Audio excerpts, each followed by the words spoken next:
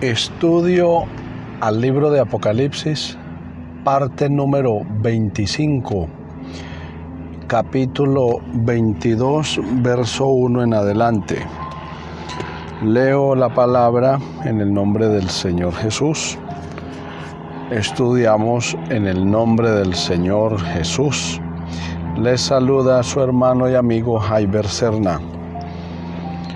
Apocalipsis 22, 1. Las delicias de la Nueva Jerusalén. Después me mostró un río limpio de agua de vida, resplandeciente como cristal, que salía del trono de Dios y del Cordero.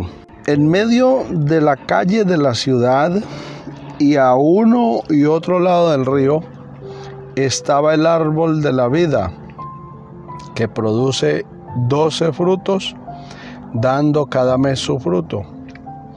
Y las hojas del árbol eran para la sanidad de las naciones, y no habrá más maldición. Y el trono de Dios y del Cordero estará en ella, y sus siervos le servirán. Y verán su rostro, y su nombre estará en sus frentes. No habrá allí más noche, y no tienen necesidad de luz de lámpara ni de luz del sol, porque Dios el Señor los iluminará y reinarán por los siglos de los siglos. He leído Apocalipsis capítulo 22, versos 1 al 5. Pasamos a explicarlos con la ayuda de nuestro gran Dios y Salvador Jesucristo.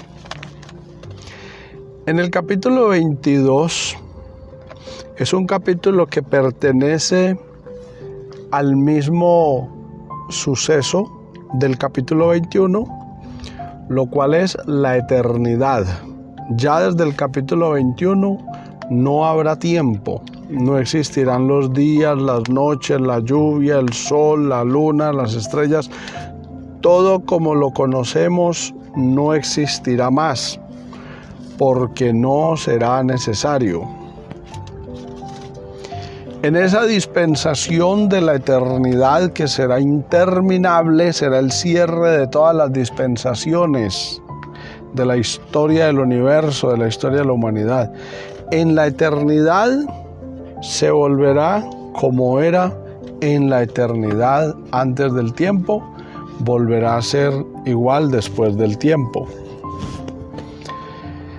Apocalipsis 22:1, Juan dice que el ángel que lo está guiando a darle un tour por las cosas celestiales, por las cosas eternas, por las cosas de los nuevos cielos y de la nueva tierra venidera, impensables, indimensionables, indescriptibles e inimaginables, con las figuras que se le muestran, él debe tratar de componer un mensaje, un sermón para la iglesia y tratar de hacerles ver por la fe o hacernos ver por la fe lo que será. Dice que le muestra un río limpio de agua de vida.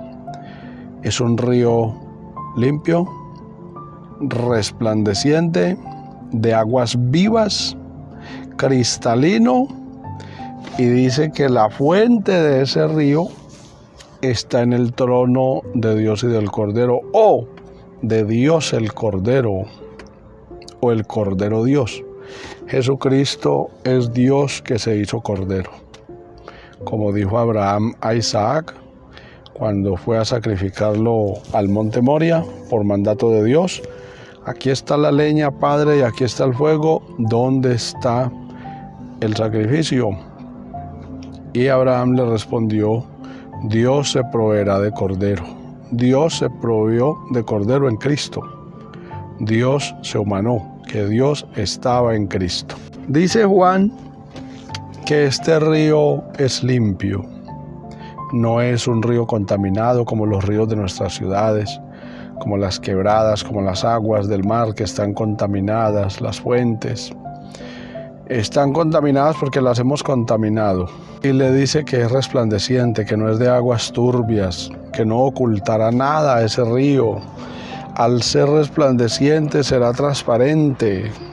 Y dice que como cristal, el cristal es plenamente transparente, es más transparente que el vidrio mismo. El cristal es vidrio finísimo, costoso, de lujo, carísimo. Es precioso el cristal. Y dice que lo ve salir del trono de Dios y del Cordero. Este río es el río del que hablaba el Señor Jesús en Juan 7:37. Cuando dice la Escritura, el último y gran día de la fiesta, Jesús se puso en pie en el templo y alzó la voz diciendo: si alguno tiene sed, venga a mí y beba. El que cree en mí, como dice la Escritura, como está escrito en su palabra, de su interior, de lo más profundo de su ser, correrán ríos de agua viva. Hablando del Espíritu Santo que habían de recibir los creyentes. Entonces el río limpio, cristalino, transparente, resplandeciente, que sale del trono de Dios, es la generosidad de Dios, es la promesa de Dios. Este río es la saciedad en Dios, la plenitud de Dios que habita en Jesús. Como dice la Escritura, porque en él habita corporalmente toda la plenitud de la deidad. También nos enseña el río limpio, de aguas resplandecientes, vivas y cristalinas, que en Dios tenemos saciedad total, provisión, seguridad. Los ríos son la vida del planeta, porque ese es el agua dulce de la que los seres humanos nos alimentamos. Cuanto más en la eternidad seremos saciados de esas aguas que ningún ser humano jamás haya bebido. Nosotros por la fe las bebemos, pero las beberemos literalmente en la eternidad, porque el mismo que ha hecho cosas tan hermosas en la naturaleza, con su poder creador y sustentador, Él tiene recursos más grandes, tiene fuentes más preciosas y más sublimes. El río entonces podría también ser un río literal, así como los amantes de sumergirse en las aguas, de ir de paseo, pues habrá un río confiable para sumergirse, si es que hay el deseo de sumergirse en aguas cristalinas. Serán los deleites de las promesas de Dios materializadas para los creyentes en Cristo Jesús, Señor nuestro. La seguridad de ese río para los creyentes es que sale del trono de Dios y del Cordero.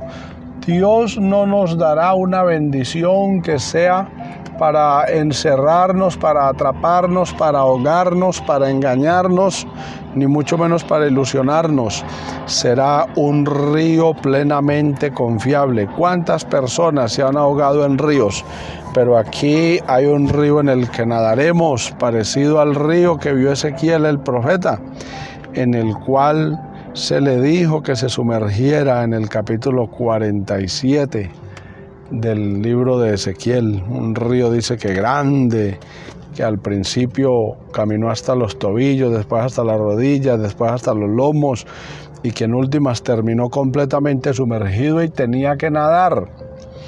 El llamado entonces es a que nademos en el río de Dios, que nos sumerjamos en la plenitud del conocimiento de su gloria, en el río de su gloria, que nademos en la presencia de Dios, que el hombre y la mujer espiritual se sumerja en lo resplandeciente de Dios, en lo limpio que es Dios, en la vida que hay en Dios, en lo cristalino de su poder, que miremos hacia el trono y nos sumerjamos en su presencia, en oración, en alabanza, en adoración, que nos entreguemos completamente, así como el Cordero de Dios se entregó por nosotros, así como Él descendió al Jordán a ser bautizado, que asimismo nosotros caigamos en ese río de aguas cristalinas, de su sangre, de su palabra, de su espíritu, y que nos sumerjamos en ese maravilloso río de aguas corrientes, pero no agresivas, sino aguas vivas, aguas portadoras de vida, la vida de Dios mismo. Apocalipsis capítulo 22, verso 2.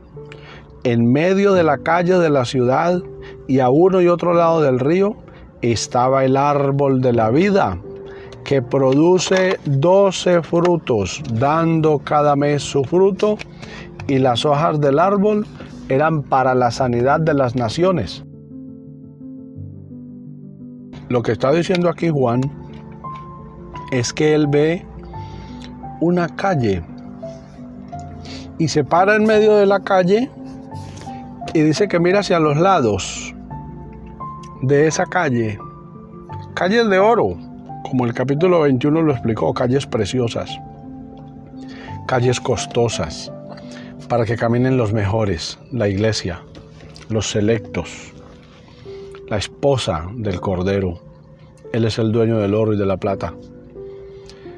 Pero no se queda Juan solo mirando las calles de oro, sino que dice que mira hacia los lados y parece como que viera aquí Juan una mezcla entre una calle y un río. Entre las calles de oro del capítulo 21 y el río que está viendo en el 22.1. Porque no es lo que dice, en medio de la calle de la ciudad y a uno y otro lado del río. O sea que por calles y por la ribera del río estará el árbol de la vida. Aquí hay dos cosas que podemos considerar.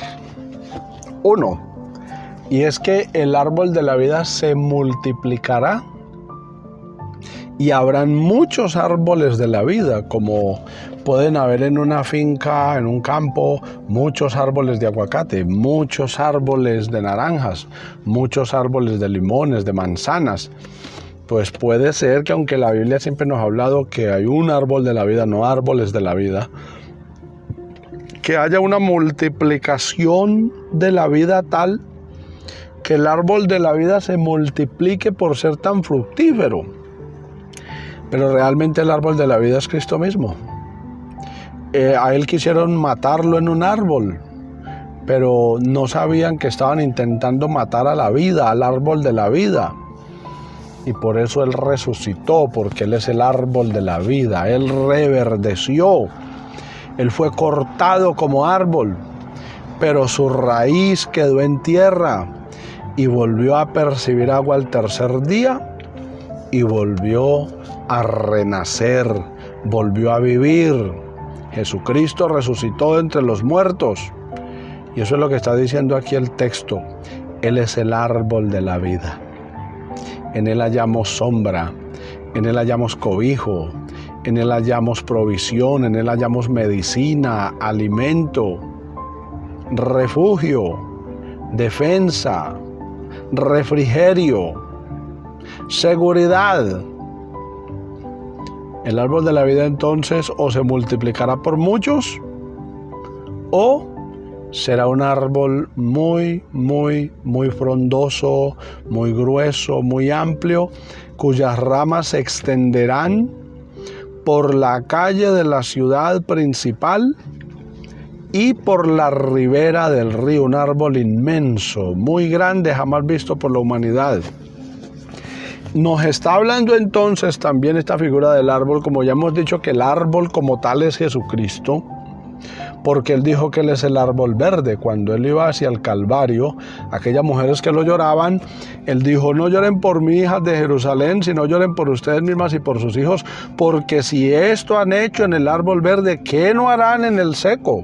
Jesucristo dijo que él era el árbol verde, el árbol vivo, el árbol frondoso, floreciente, fructífero, productivo, estable. Así lo ve también el salmista, porque en el Salmo 91 describe a Dios, en una de las figuras que usa, describe a Dios como un árbol grande, lo menciona que da sombra. Y dice acá que ese árbol produce 12 frutos. El árbol produce 12 frutos y cada mes da su cosecha. Normalmente los árboles dan cosechas cada 4 meses, cada 6 meses o una vez al año. Pero aquí estamos viendo un árbol, el árbol de la vida. Juan dice que este árbol produce 12 frutos, dando cada mes su fruto. Es decir, no estará nunca sin fruto. Y dice que aún las hojas, si se le caen las hojas o verdes allí puestas, son beneficiosas. Son para la sanidad de las naciones. Es decir, esas hojas serán el bálsamo para los creyentes en la eternidad. Serán para la terapia espiritual que el hombre y la mujer de Dios necesita en este mundo, allá, a través del árbol de la vida, consolación, refrigerio, medicina total, fruto y medicina, sombra. Todas las utilidades de un buen árbol y muchas más están en el árbol de la vida. Él es nuestra fuente. Él es nuestro gran proveedor y en Él somos sanos. Apocalipsis 23. Y no habrá más maldición, y el trono de Dios y del Cordero estará en ella, y sus siervos le servirán. Y no habrá más maldición, nos recuerda Apocalipsis 3:17. Maldita sea la tierra por tu culpa, por tu causa, le dijo Dios a Adán y a Eva, por haber pecado. Pero aquí, si Génesis empieza con maldición, Apocalipsis termina removiendo la maldición, porque para este tiempo del 22:3 de Apocalipsis ya los malos habrán sido removidos, los malditos ya habrán sido removidos y solo quedarán en pie los benditos. Por eso no habrá más maldición, no habrá más trabajos, no habrá más vicisitudes, no habrá sufrimiento, no habrá maldicientes, no habrá pleitos, no habrá problemas. Y el trono de Dios y del Cordero, aquí no hay dos tronos. Está diciendo que Dios es el Cordero Dios, el Dios que se hizo hombre. No dice los tronos, sino el trono de Dios y del Cordero. No dice estarán, estará en singular, el trono estará en esa ciudad. Y cualquiera no le va a servir sino sus siervos. Es decir, para los que piensan que en la eternidad vamos a estar ociosos, que nos vamos a cansar de alabar al Señor o que vamos a estar 24/7, aunque no habrá tiempo, pero por decir algo, que vamos a estar aplaudiendo todo el tiempo, aunque Él se lo merece. Él es el merecedor de toda alabanza, de toda la gloria, pero aquí está diciendo el Señor en Apocalipsis 22:3, para que tome nota, que los siervos del Señor, la iglesia, los creyentes en Cristo Jesús, estaremos activos en la eternidad. Él tiene labores preparadas para nosotros en la eternidad. Para aquellos que piensan que la iglesia estará ociosa en la eternidad o que los ángeles mantienen ociosos, que no tienen qué hacer. Dice que sus siervos le servirán. Servir significa que estaremos muy cerca de Él, frente a frente, cara a cara, activos, dispuestos. Así como le hemos servido acá, debemos estar preparados para ir a servirle allá en cosas más grandes, en cosas más sublimes, en cosas más poderosas. Apocalipsis 22:4. Y verán su rostro, y su nombre estará en sus frentes. Dios ya no se esconderá más de nosotros. Nuestra indignidad ya no será un impedimento, nuestro pecado, ni nuestra maldad, ni nuestra incredulidad, ni dureza de corazón. Ya no será un impedimento nuestra carne, nuestra humanidad, para que veamos el rostro de Dios. Aquí hay una promesa en Apocalipsis 22:4, donde dice muy claramente, y verán su rostro. La iglesia, los salvados, veremos cara a cara a Jesucristo.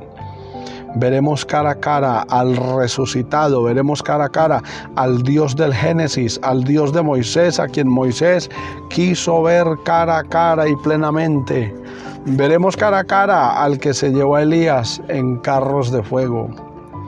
Veremos cara a cara a aquel que le reveló el Apocalipsis al apóstol Juan, y verán su rostro.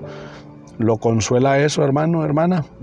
¿Lo anima, amigos, a ver que si usted se entrega al Señor, podrá y podremos ver su rostro cara a cara? No quiera usted enfrentarlo en desobediencia y lejos de sus caminos, pero quiera usted y queramos, enhorabuena, estando a paz con Él, a cuentas, como Él dice, vengan y estemos a cuenta, dice el Señor, para ver su rostro algún día, no un rostro lleno de ira, no un rostro en llama de fuego consumidor, sino el rostro amoroso del Cordero, el rostro amoroso del gran león de la tribu de Judá, el rostro amoroso del dulce Mesías, del amantísimo Señor Jesús de Nazaret. Y verán su rostro significa sin filtros, sin impedimentos, sin intermediarios, cara a cara. No será necesaria la fe, porque veremos su rostro. El fin de nuestra fe es verle a Él cara a cara, y su nombre estará en sus frentes. Si ahora nosotros tenemos impregnado el nombre de Jesús, sentimos que nos corre por las venas todo el tiempo, todo el día, el verdadero creyente está siempre pensando en el Señor Jesús, no importa lo que haga, no importa dónde esté, tiene la conciencia de que Jesucristo está ahí, que lo oye, que lo ve, que lo acompaña, que lo sigue, que lo inspecciona, que lo guarda. Y cualquier situación que le venga, aunque esté dormido, como pueda, se despierta o aún en sus sueños invoca el nombre poderoso de Jesús. Pero aquí está diciendo que su nombre estará en sus frentes, dando a entender que así como ha estado en nuestro corazón, ha estado en nuestras mentes, seguirá impregnado en nuestra voluntad, en nuestros pensamientos, en nuestros sentimientos. Seguiremos pensando en Él, así como la esposa que ama a su esposo o el esposo que ama a su esposa, que siempre está pensando en su compañero o en su compañera. Pues bien, aquí dice que tendremos el nombre del Señor en las frentes. No está hablando de tatuajes, sino de un pensamiento claro, continuo y firme, de que nuestra fe no fue en vano, de que seremos más y más impresionados por su gloria. Apocalipsis 22:5. No habrá allí más noche, y no tienen necesidad de luz de lámpara, ni de luz del sol, porque Dios el Señor los iluminará y reinará por los siglos de los siglos. Cuando dice que no habrá allí más noche, quiere decir que no habrá maldad, que no habrá nada oculto, que no habrá nada que esconder, que no habrá por qué huir como Adán y Eva, que trataron de huir, como los que hacen el mal, que se ocultan en la oscuridad. No habrá más noche, quiere decir que no se necesitarán los astros que conocemos. Y dice que no habrá que cargar lámparas, linternas, ni antorchas, ni luz eléctrica, ni luz de sol, ni luces naturales ni artificiales, porque Dios el Señor los iluminará, una luz gloriosa, un resplandor especial de Dios, la misma presencia de Dios. Si la Biblia dice que en el Apocalipsis, en la gran tribulación, dice que un ángel fuerte descenderá del cielo y dice que con su resplandor la tierra será iluminada. Imagínese usted eso, un ángel, y Dios tiene millones, millones y millares y millones de ángeles, seres celestiales, que tienen brillo, poder, grandeza. Pero es que aquí estamos hablando de que el que nos iluminará será Dios el Señor. Qué luz tan poderosa, qué luz tan maravillosa. Con un leve destello de su luz dejó ciego a Saulo 3 días. Dice que con el resplandor de su venida matará al anticristo y al falso profeta. Dice el salmista: Jehová es mi luz y mi salvación, ¿de quién temeré? Mas para vosotros los que creéis y le esperáis, nacerá el sol de justicia, Si Él dice que Él es la estrella resplandeciente de la mañana, Él es luz, dice el apóstol Juan. Dios es luz. Alabado sea el Señor.